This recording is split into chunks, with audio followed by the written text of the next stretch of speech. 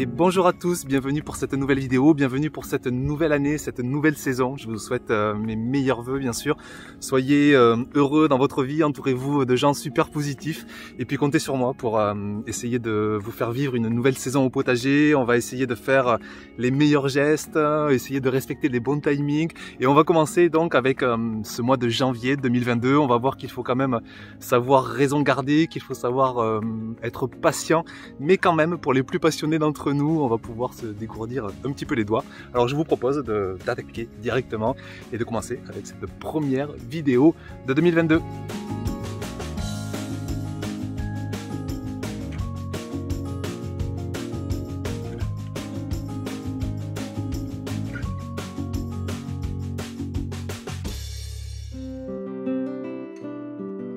Alors pourquoi j'ai titré cette vidéo en janvier ne semez rien? Tout simplement parce qu'en janvier c'est vraiment un mois hors saison pour le potager. On est très loin des températures optimales de germination, quelles que soient les cultures.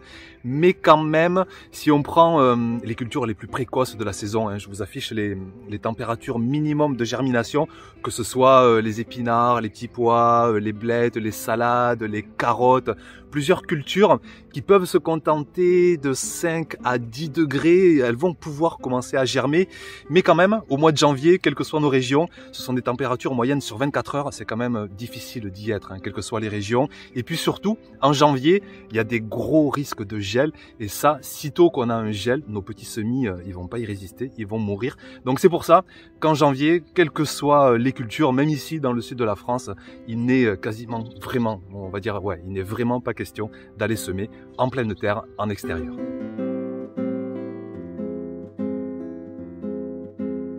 Autre paramètre très important, ça va être la lumière. Et le mois de janvier, c'est un mois qui est très peu lumineux. À l'heure où je vous tourne, là, c'est 15 h de l'après-midi et le soleil, il est déjà très bas. Dans une heure, il va commencer à faire moitié nuit. Et ça, c'est quand même assez handicapant parce que quelles que soient les graines, quelles que soient les cultures, alors les premiers jours, tant que la graine est sous terre, elle n'a pas besoin de lumière. Elle a juste besoin de température, de chaleur, d'humidité. Mais sitôt que la graine va sortir de terre, enfin que le plantule va sortir de terre, là, ça va être la lumière qui va faire toute la différence. Il en faut un peu moins pour les cultures précoces, il en faut beaucoup pour les cultures estivales, mais quoi qu'il en soit, il faut de la lumière. Et le mois de janvier, ne serait-ce que par rapport au mois de février, il va y avoir 1 heure de différence d'ensoleillement. Le soleil en février sera déjà plus haut, en mars encore plus haut, en avril encore plus haut, etc. jusqu'en mai-juin. Donc en janvier, c'est pour ça aussi qu'il est très difficile de semer en pleine terre en extérieur, c'est qu'on manque encore cruellement de lumière. Alors du coup, dans ces conditions, vous avez qu'à regarder mon calendrier des semis et vous voyez qu'il est complètement vide au mois de janvier. Je ne fais rien, je prends mon mal en patience. Alors c'est vrai, il y a l'ail rose juste le dernier jour du mois. Je le plante en pleine terre, s'il gèle pas trop, s'il fait pas trop humide, je ne vais pas non plus tenter le diable. Et l'ail rose, c'est un ail qu'on appelle de printemps. On peut le planter en plein hiver dans les régions les plus douces. Mais bon, je dis vraiment dans les régions les plus douces, parce que si on va voir dans la légumothèque, à l'ail rose, ça permet de comparer avec d'autres climats.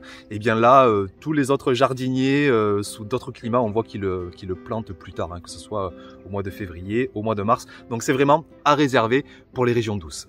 Et puis évidemment, je vous parle même pas des cultures estivales. Ce sont des cultures qui ont besoin d'encore plus de chaleur.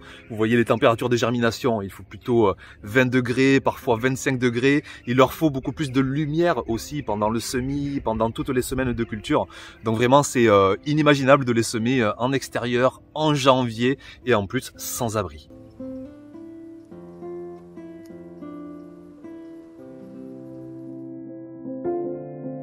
Alors si vous voulez quand même semer en pleine terre au mois de janvier, vous pouvez éventuellement envisager une solution pour vous dégourdir les doigts, commencer à faire frétiller la passion du potager.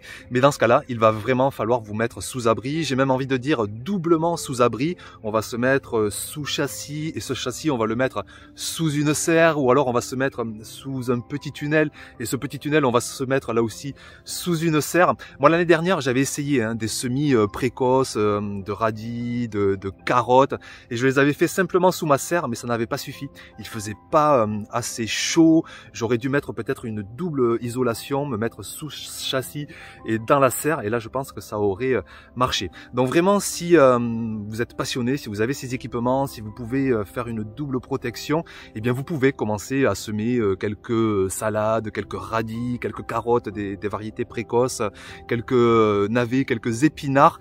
Mais je répète, vraiment, il faut aller chercher des températures qui vont permettre aux cultures précoces de germer, de bien se développer. Il va falloir se mettre à l'abri du gel. Sitôt que vous avez un semis qui vient de se développer, qui prend un gros gel, une température négative, il y a tout qui est fichu. Donc vraiment du boulot au mois de janvier de se mettre à l'abri de tout ça. Et c'est pourquoi je répète que notamment dans mon potager, je préfère attendre un petit peu et décaler les semis au mois de février.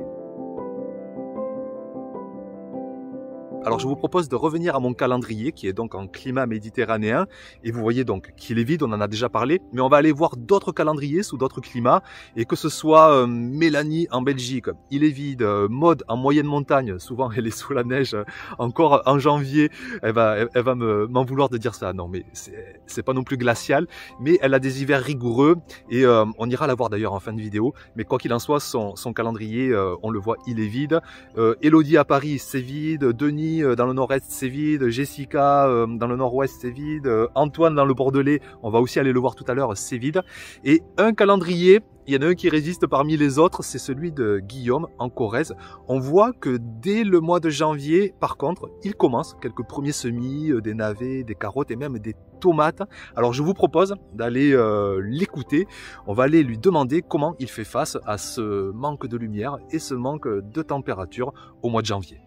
Salut Guillaume. Salut Olivier. Tu arrives à faire notamment des carottes, je crois. Dès le mois de janvier, tu sèmes en pleine terre, sous abri. Alors en fait, ce que je fais, c'est que je les quelques semaines avant le semis, je vais venir poser une vitre de récupération sur le sol, surélever un tout petit peu, et ça va vraiment réchauffer le sol avec la double protection avec la serre. Et du coup, ça permet de faire germer les carottes, quoi, même fin janvier, il y a pas de souci. Alors après, il faut faire attention à utiliser des variétés qui sont hâtives quand même. Comme la Touchon, ou en F1 il y a la Napoli aussi. Et tu arrives à avoir assez de lumière, bon t'es exposé à fond à la lumière, il y en a suffisamment en janvier? Déjà, comme je sème vers le 15 janvier, en fait le temps que ça sorte, ça ramène à février, ou fin janvier quoi, et du coup il n'y a pas de souci. Et ensuite, est-ce que tu fais d'autres semis? Je sais que je voulais en parler, plutôt que la pleine terre. En janvier, il y a la solution des contenants, on se met en barquette, en alvéole, en godet. Tu lances des semis en janvier, autre que la pleine terre? Ouais, alors en janvier, je vais faire notamment des navets, des poireaux, et des laitues aussi. C'est 3 cultures que je fais germer à la maison en fait. Donc à la maison, il fait chaud, on va dire 18 degrés. Et du coup, ça accélère la germination. Et une fois que les légumes ont germé, là, je vais les transvaser dans la serre. Tu me donnes presque envie, et qui sait, peut-être que je vais me dégourdir les doigts de nouveau finalement ce mois de janvier. Merci Guillaume pour ces inspirations. Pas de soucis. À bientôt. Salut Olivier, ouais, ciao. Ciao. Une autre solution aussi, ça va être toujours de semer dans des contenants, dans des barquettes, dans des godets.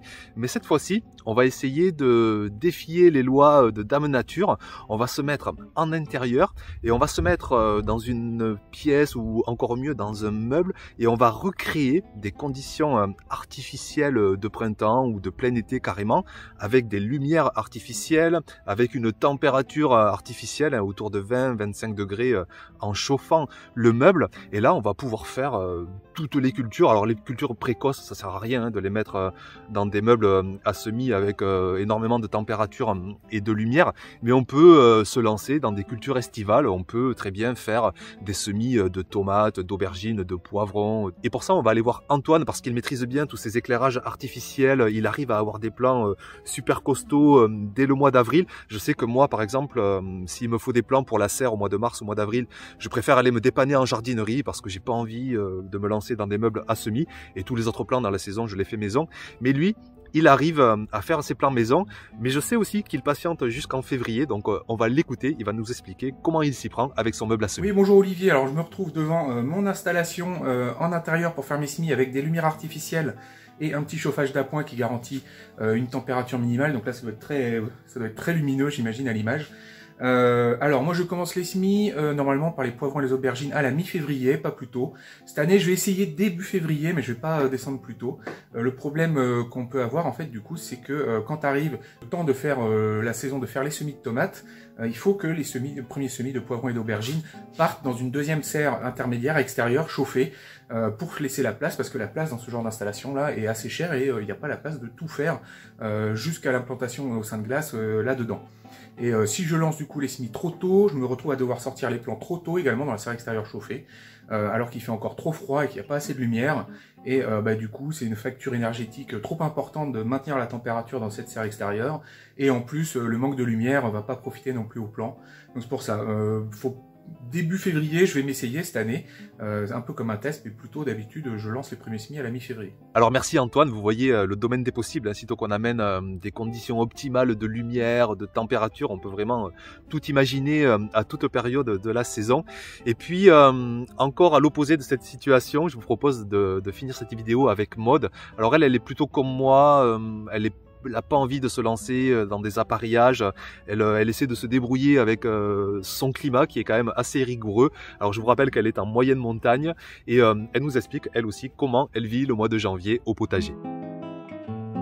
Bonjour tout le monde, salut Olivier. En effet, en janvier, les jours sont encore très courts et ça peut être compliqué de réussir correctement ces semis. Par contre, chez moi, au mois de janvier, je sème toujours la première laitue.